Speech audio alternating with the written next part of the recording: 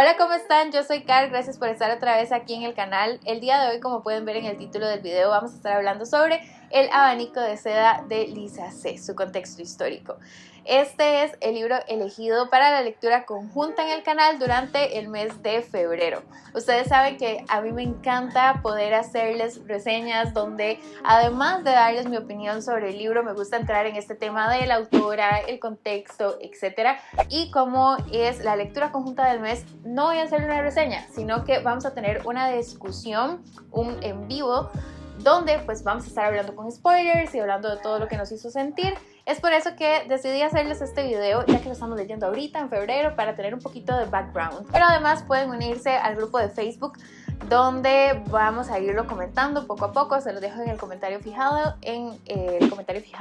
ahí en el video, y también en la cajita de información. Pero además, si gustan y pueden permitirse apoyarme por medio de miembros o Patreon en el canal, pues también van a tener acceso al chat de Telegram, donde vamos discutiendo el libro también semana a semana y hablando y pasándonos información y así. Ahora sí, a lo que vinimos. Vamos a hablar sobre la autora, que se llama Lisa C. Ella nació en 1955 en París. Actualmente vive en Estados Unidos, pero es de ascendencia china.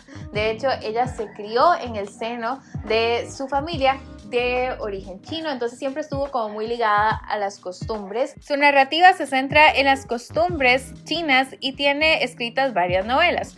Fue corresponsal durante 13 años del semanario Publishers Weekly y sus artículos han aparecido en periódicos como The New York Times o The Washington Post. También ha obtenido varios premios. En el 2001 como Mujer Nacional del Año, distinción concedida por la Organización de Chinos Estadounidenses. En 2003, History Makers Award, concedido por el Museo Chino Estadounidense. En el 2005, Libro del Mes, concedido por los libreros independientes de Estados Unidos, gracias al abanico de seda. Y en el 2005, Libro del Año por el mismo libro, El abanico de seda, concedido por los libreros del sur de California. Ahora entrando un poco en el contexto histórico de la obra, yo soy de las que cree que es muy difícil separar al autor de la obra. Creo que enriquece muchísimo más si podemos hacer una investigación antes. Resulta que Lisa se ha visto influenciada por vivir en un grupo de inmigrantes chinos que se establecieron en Estados Unidos desde el siglo XIX. De hecho, en uno de sus libros, en su primer libro, Gold Mountain, recreó la historia de su bisabuelo Feng Tse,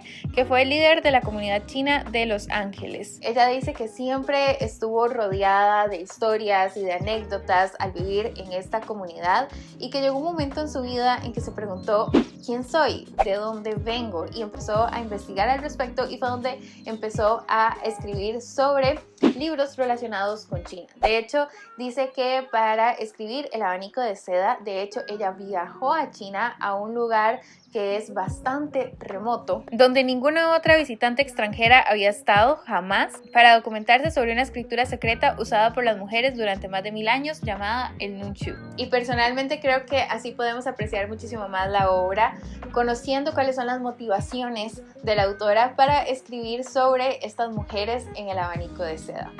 Ok, ahora sí.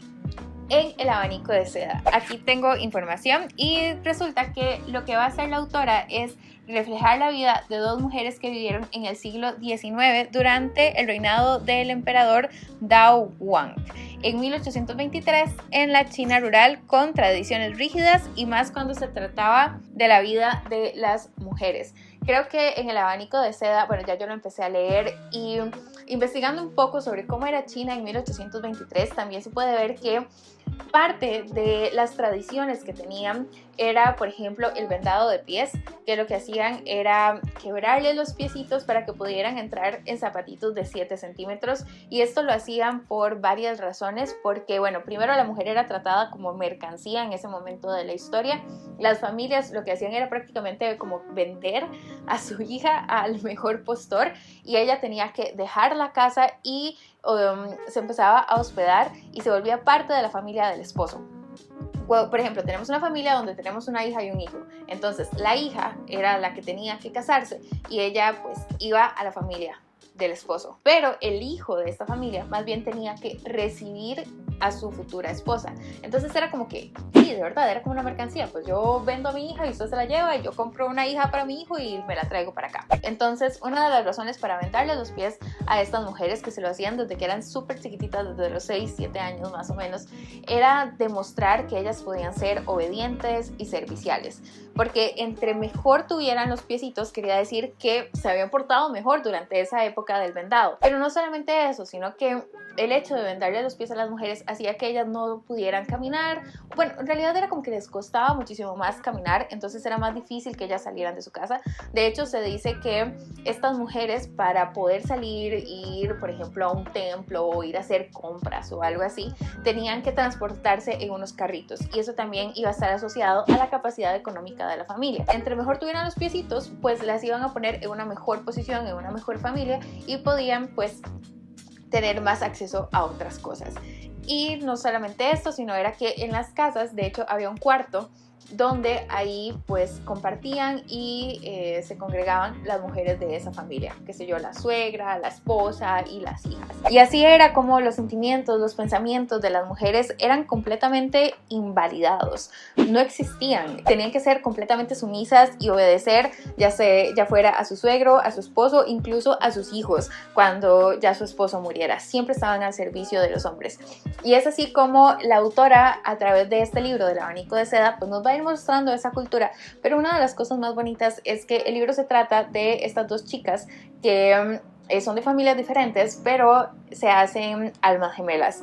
Y entonces conocemos sobre el Nunxu, que fue una escritura que surgió para que las mujeres se pudieran comunicar entre ellas. Era una escritura completamente secreta y que lo utilizaban las mujeres para poder descargar todos esos sentimientos, todos sus pensamientos, y poder seguir teniendo y manteniendo una comunicación con las mujeres en su vida, con su familia, con sus amigas, o en este caso, como en el libro, vamos a ver entre estas dos niñas que terminan siendo almas gemelas. Entonces ahora quería hablarles un poquito sobre este lenguaje, el Nunxu. Este es el único sistema de escritura que ha existido en el mundo que es exclusivo de mujeres. Algunos expertos creen que este lenguaje fue creado durante la dinastía Song, desde 1960 a 1279, o incluso durante la dinastía Shang, es decir, hace más de 3000 años. El código escrito fue transmitido de las madres campesinas a sus hijas y fue usado entre hermanas y amigas en la sociedad feudal china en tiempos en que a las mujeres se les negaba el acceso a la educación. Las mujeres lo que hacían era abordar palabras que hablaban de la amistad, de la felicidad, en bufandas, gorros, cinturones de algodón, y los intercambiaban entre ellas. Originalmente se cree también que fue una forma de desafiar este sistema patriarcal que las reprimía tantísimo, porque era prácticamente prohibido para ellas hablar de sus sentimientos, de si se sentían incómodas, de cómo se sentían con sus familias, de sus labores. Podían también descargar todos esos remordimientos cuando se sentían mal, cuando querían quejarse de todas las labores domésticas que tenían que hacer. Podían descargar todos esos sentimientos por medio del Nunxu. Hay otro dato muy curioso respecto a este lenguaje, y es que fue desconocido durante muchísimo tiempo. De hecho, se redescubrió o se descubrió hasta 1980.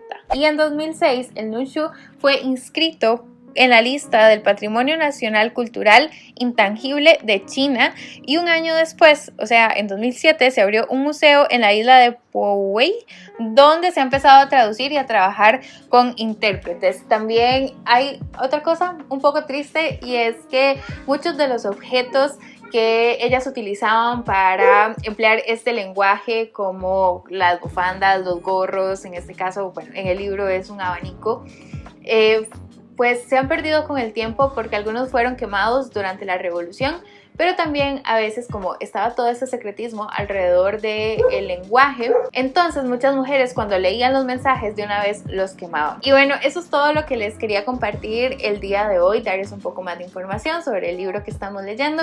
Sería súper bonito si gustan acompañarnos y leer sobre el abanico de seda y esta cultura que realmente a mí me está pareciendo fascinante. Es bastante triste, pero al mismo tiempo es fascinante porque es algo que es completamente ajeno a nosotros aquí en Occidente. Y sí, eso es todo. De verdad, muchísimas gracias por estar aquí, por apoyarme, por ver los videos, por comentar. Recuerden que en la cajita de información les dejo el link a Patreon y miembros del canal por si gustan apoyarme por alguno de esos medios y también unirse al chat de Telegram. Recuerden que yo a ustedes los leo en los comentarios y que ustedes me ven a mí en redes sociales o en un siguiente video. Bye.